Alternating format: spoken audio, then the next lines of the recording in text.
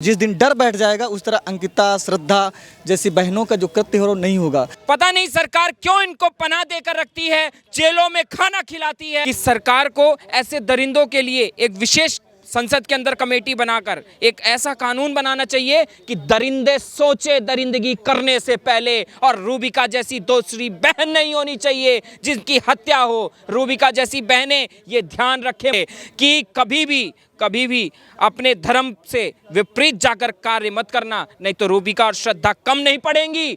आपको भी समझना होगा, आपको भी जागना होगा। आज उन्होंने किसी को 32 टुकड़ों में काटा है तो आज आप उन्हें फांसी दे दो ना, फिर कौन करेगा ये काम? कोई नहीं करेगा। एक बार उन्हें दंड दिया जाए, सरेआम उन्हें फांसी पे टांग दो आप एक बार, तो दोबारा क्या उनकी हिम्मत हो जाएगी ये सब चीजें करने की? नहीं होगा बिल्कुल। जिस प्रदेश से मैं एमएलए हूँ, हमारे उत्तर प्रदेश के यशस्वी मुख्यमंत्री श्री योगी आदित्यनाथ जी ने एक लव जिहाद पर बहुत कठोर कानून लाया है। और आपने देखा होगा कि इस बीच उत्तर प्रदेश में ऐसी घटनाओं पर पूरी तरीके से प्रतिबंध लग गया है। और मैं समझता हूँ कि जिस तरीके से हमारे यूपी में योगी आदित्यनाथ जी ने सख्ती अपनाई है, इसी तरीके से अगर हर स्टेट में हो जाए तो मेरी किसी बहन के साथ ऐसी घटना नहीं होगी। नमस्कार, मैं शालिनी झा और आप देख रहे हैं ओ न्यूज़ हिंदी।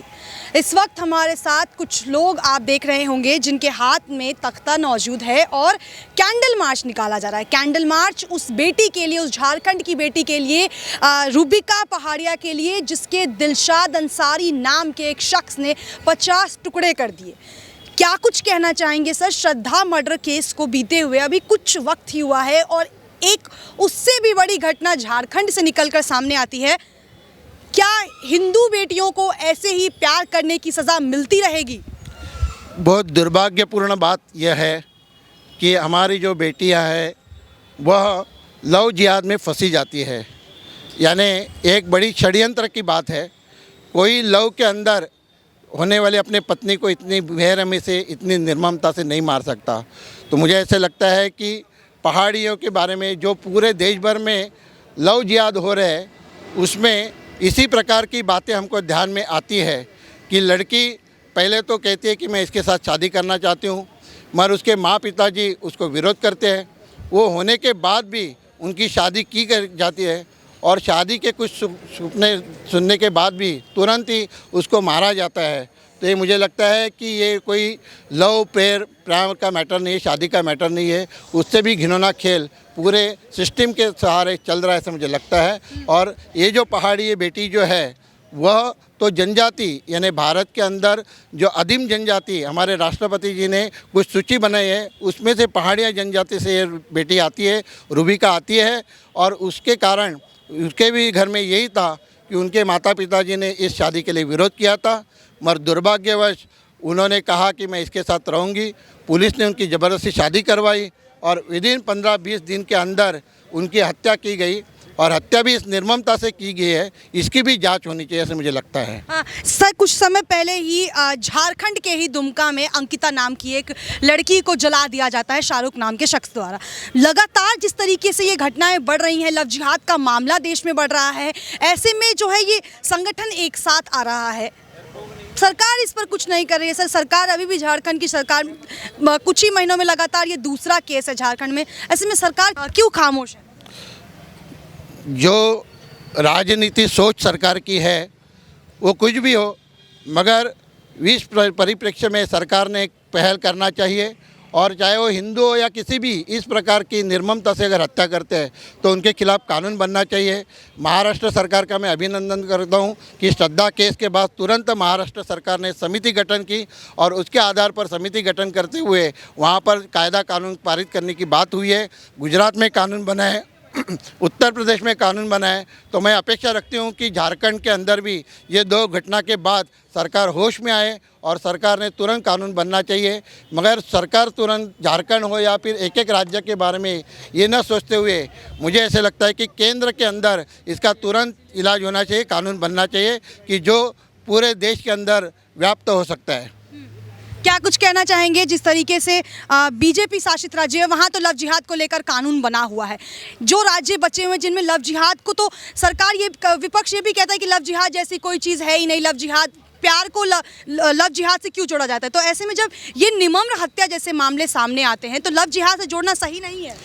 एक विशेष समुदाय द्वारा जिस प्रकार से हिंदू लड़कियों को शिकार बनाया जा रहा है, आपने देखा होगा कि श्रद्धा का छतरपुर में जिस तरीके से उसकी हत्या हुई, उसके बाद झारखंड में रूपिका के 50 टुकड़े करे गए। तो हम सरकार से मांग करते हैं और आपके माध्यम से हम ये संदेश देना चाहते हैं कि लव जिहाद पर एक कठोर कानून बनाया जाए। पूरा देश इसकी मांग करता है। क्या कुछ कहना चाहेंगे जिस तरीके से लगातार घटनाएं बढ़ रही हैं? श्रद्धा के बाद तो और भी कई केसेस आ गए हैं। मथुरा में लड़की को सूटकेस में बंद कर दिया जाता है, फिर उसके बाद 50 टुकड़े कर दिए जाते हैं रूबिका के। ये मामले क्यों बढ़ रहे हैं? क्या किसी के अंदर भी अब खौफ नहीं बचा है? जब लगातार मामले बढ़ते जा रहे हैं, उजागर हो रहे हैं अब तो। जब तक सरकार इस पे कठोर से कठोर कानून नहीं बनाएगी तब तक ये मामले नहीं रुकेंगे। एक विशेष समुदाय द्वारा हिंदू लड़कियों को चुन चुन कर शिकार बनाया जा रहा है। तो हमारी ये सख्त से सख्त मांग है कि जल्द से जल्द कानून बने। क्या कुछ कहना चाहेंगे? क्या मानसिकता है इसके पीछे? जिस प्रकार से हिंदू बेटियों को कोई शादी करता है तो मारा जाता है, कोई प्यार करता है तो भी मारा जाता है, कब तक चलेगा? मेरा ये भारत सरकार से और जो हमारी न्यायालय है वो ये थोड़ा चिंतित होकर, चिंतन करके, मनन करके एक बार सोचे और विचार करे कि जिस प्रकार से हमारे देश में जिस प्रकार से लव जिहाद की ये जो लाइन पे लाइन चलती जा रही है, इस पर कब कार्रवाई करेगी, कब सरकार होश में आएगी और कब ऐसे दरिंदों को सीधे फांसी होनी चाहिए। कोई उसकी एक सुपर ट्रायल चलाना चाहिए, स्पेशल ट्रायल चलाकर ऐसे दरिंदों को विदिन 5 डेज के अंदर फांसी देनी चाहिए। पता नहीं सरकार क्यों इनको पनाह देकर रखती है, जेलों में खाना खिलाती है और इनको जब तक इनको न्याय वो हाई कोर्ट, सुप्रीम कोर्ट और उसके बाद में अलग अलग जगह पे जाते हैं और उसमें अपना निर्णय मानते हैं, अपना हक मानते हैं। उनको हक मांगने का कोई अधिकार नहीं है। इसलिए मेरा यही कहना है कि सरकार को ऐसे दरिंदों के लिए एक विशेष संसद के अंदर कमेटी बनाकर एक ऐसा कानून बनाना चाहिए कि दरिंदे सोचे दरिंदगी करने से पहले, और रूबिका जैसी दूसरी बहन नहीं होनी चाहिए जिनकी हत्या हो। रूबिका जैसी बहनें ये ध्यान रखें कि कभी भी अपने धर्म से विपरीत जाकर कार्य मत करना, नहीं तो रूबिका और श्रद्धा कम नहीं पड़ेंगी। आपको भी समझना होगा, आपको भी जागना होगा। बहनों जागो और भारत सरकार आप भी जागो। ये जनता सब जानती है, एक दिन इसका नतीजा दिखा देगी। झारखंड के दुमका में ही अंकिता के साथ भी एक जघन्य अपराध हुआ था, उसको लेकर भी झारखंड सरकार ने कुछ नहीं कहा। दोबारा कुछ समय बाद ही रूबिका जैसी लड़की के साथ फिर से एक जघन्य अपराध हो जाता है। सरकार कब तक खामोश रहेगी इस पर, और कोई कड़ा कदम इसके लिए क्यों नहीं उठाया जाता? और बचाव तो नहीं किया जा रहा है कहीं, क्योंकि एक विशेष धर्म की बात आ जाती है इसलिए। देखिए, मुझे लगता है कि इन सब कृत्यों पे हमारे समाज का एक बहुत सा वर्ग ऐसा होता है, जब समाज का एक बहुत सा ऐसा वर्ग जो मौन धारण कर लेता है। मुझे लगता है सरकारों के साथ साथ विभिन्न हिंदुवादी संगठनों को जो समाज के लिए काम कर रहे हैं उनको आगे आने की जरूरत चाहिए।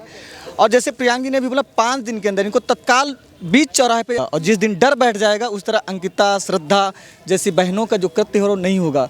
मुझे लगता है आप भी एक महिला पत्रकार हैं, आप लोगों की विशेष मुहिम चलाना चाहिए जो समाज के अंतिम पंक्ति में बैठे वर्गों तक ये जाना चाहिए।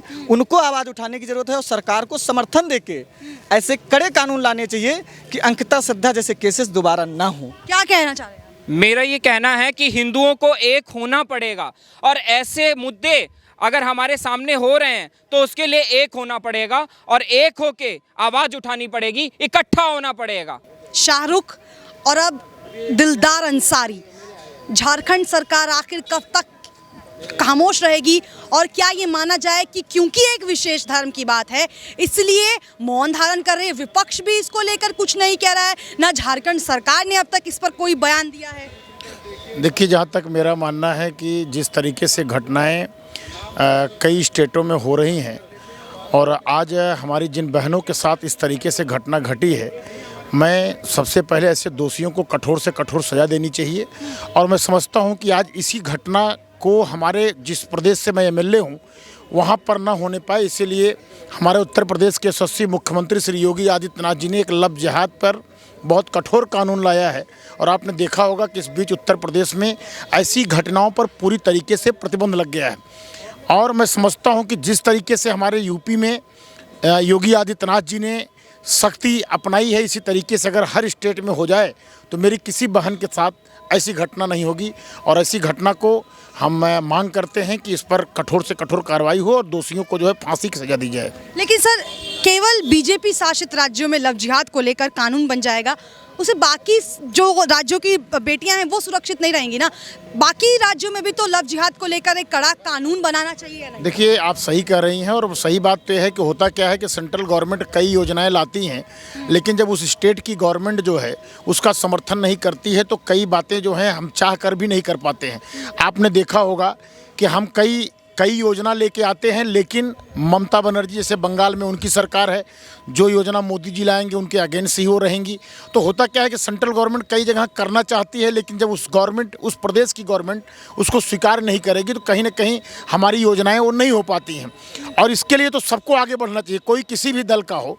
ऐसे अपराधियों के खिलाफ ऐसे कठोर कानून लाने चाहिए कि इनको जो है कदापि इनके खिलाफ जो है सख्त से सख्त इनको सजा देनी चाहिए। कभी शाहरुख, कभी आफताब, तो कभी नूर मोहम्मद, ऐसे और कितने नाम और कितनी हिंदू बेटियां सामने आने वाली हैं।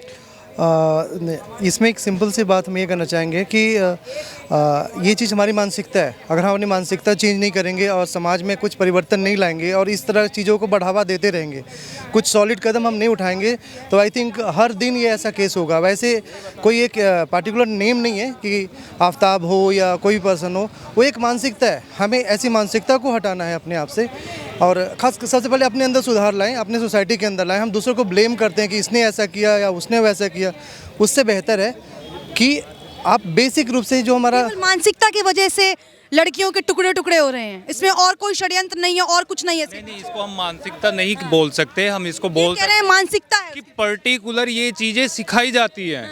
जब भी तो ऐसा हो रहा है, ये एक ही समाज के साथ ऐसा क्यों हो रहा है, उनके साथ क्यों नहीं होता? वो अपनी बहन बेटियों को ऐसे क्यों नहीं काटते हैं 32 टुकड़ों में? क्यों वो हिंदू पे ही इतना प्रहार कर रहे हैं, ऐसा क्यों है? तो इसके पीछे एक बहुत बड़ा षड्यंत्र है। षड्यंत्र है, यानी कि जो षड्यंत्र है, जो ये बार बार रचा जा रहा है, जिसमें केवल हिंदू बेटियों को ही फंसाया जा रहा है उनके जाल में। हाल के दिनों में अगर देखा जाए तो बहुत सारे केसेस ऐसे हैं जो उजागर नहीं हुए, लेकिन बहुत सारे केसेस को मीडिया लाइमलाइट मिल जाती है, वो सामने आ जाती है। वो इसलिए हो रहा है कि आप देखेंगे कि जो भी ये सब कारनामे हो रहे हैं, जो आप जिसका ये है कि उजागर हो गया तो वो तो मीडिया में आ जाता है, बट जो चोरी छिपे ऐसे काम किए जाते हैं वो तो उजागर होते नहीं। आप गांव साइड में देखेंगे कि वहाँ पे ऐसे कुछ केस हो जाते हैं, बट वो कभी भी उजागर नहीं होते। इसका मेन दोष ये है कि यहाँ पे प्रॉपर तरीके से उनके ऊपर कार्रवाई नहीं की जाती। अगर सपोज करो कि आज उन्होंने किसी को 32 टुकड़ों में काटा है, तो आज आप उन्हें फांसी दे दो ना, फिर कौन करेगा ये काम? कोई नहीं करेगा। एक बार उन्हें दंड दिया जाए, सरेआम उन्हें फांसी पे टांग दो आप एक बार, तो दोबारा क्या उनकी हिम्मत हो जाएगी ये सब चीजें करने की? नहीं होगा बिल्कुल। झारखंड से ही आती हैं, तो जिस तरीके से झारखंड में लड़कियों के साथ इस तरीके की जघन्य अपराध सामने आ रहा है, कभी एक अंकिता फिर रूबिका, सरकार से क्या कुछ कहना चाहिए?